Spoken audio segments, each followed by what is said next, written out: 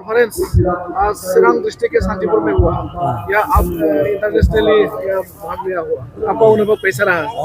अच्छा, बहुत पहले तो मैं शुक्रगुजार हूँ कि आप लोग का कमेटी को हम लोग को शामिल करने के लिए एक मौका दे, इसके लिए मैं बहुत शुक्रगुजार हूँ।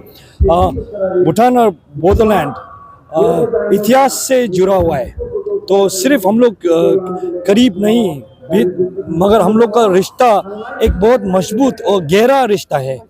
तो हम लोग जो आज शामिल हुआ तो कल्चरल में प्रोग्राम में शामिल होने के नाते एक क्या है कि सिर्फ हम लोग एक सीमा में रह के एक दूसरे का कल्चर को इज्जत देने के लिए सीखना पड़ेगा। तो इस इज्जत देने के लिए हम लोग एक कल्चर को समझना पड़ेगा। तो इसीलिए इस कार्यक्रम में आके हम लोग भी हमारा जो डांस लोग है आप लोग को दिखा सका, और फिर इधर भी हम लोग आप लोग बोधो का डांस लोग सब देख लिया। इसीलिए हम लोग बहुत खुशी है, क्योंकि हम लोग बहुत मिलता जुलता है।